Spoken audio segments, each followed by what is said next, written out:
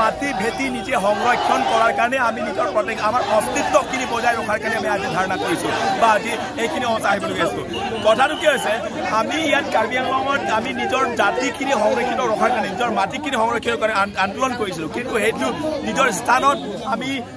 আজি এইখিনি মুহূৰ্তত আজি এনেকুৱা পৰ্যায় আহি পাইছোঁ নিজে এইখিনি অৱস্থাত আমি মাৰ খাবলগীয়া হৈছোঁ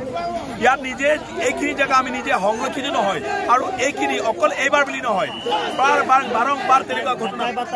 বাৰম্বাৰ যদি সেই ঘটনাটো তেনেকুৱা ঘটিছে সেইকাৰণে আগৰ দিনক যদি এনেকুৱা যদি ঘটনা ঘটে